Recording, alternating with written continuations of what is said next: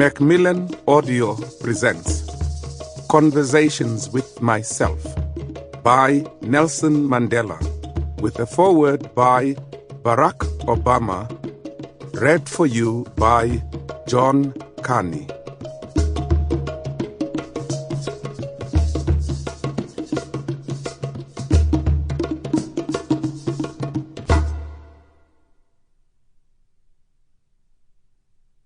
Forward.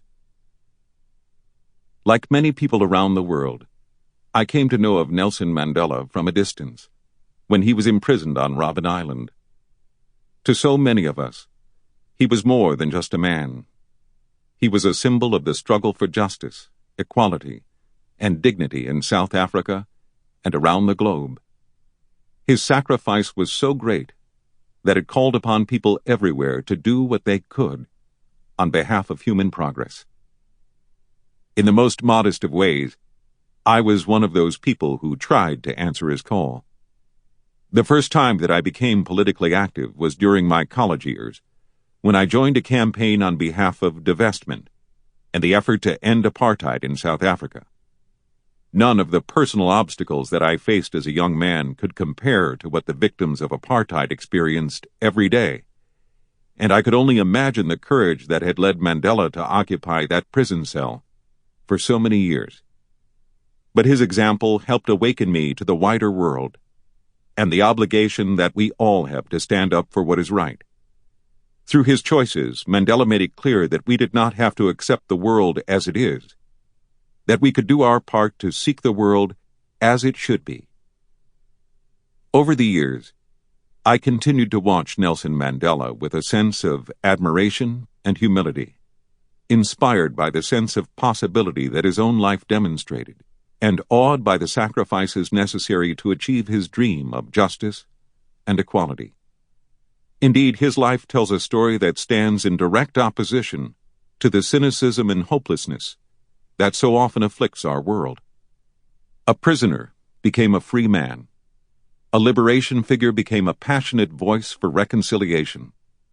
A party leader became a president who advanced democracy and development.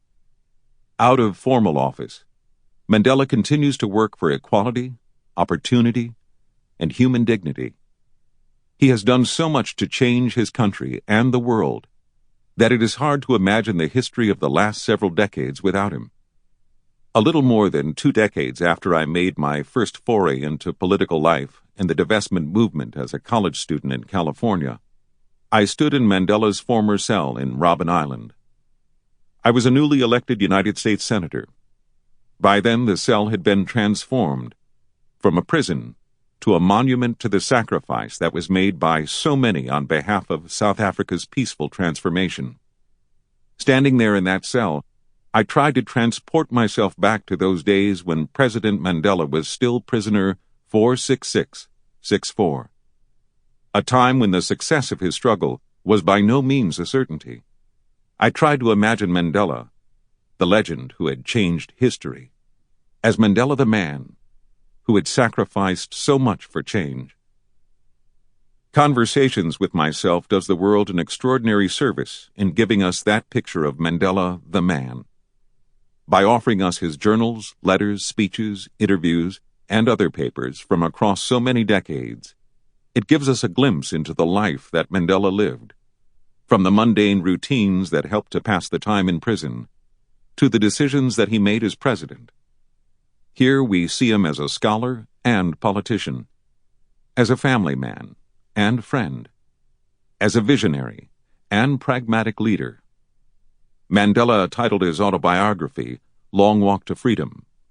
Now this volume helps us recreate the different steps as well as the detours that he took on that journey.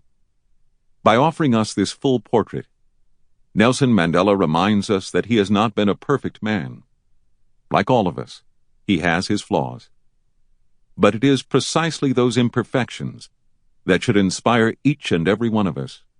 For if we are honest with ourselves, we know that we all face struggles that are large and small, personal and political, to overcome fear and doubt, to keep working. Sample complete. Ready to continue?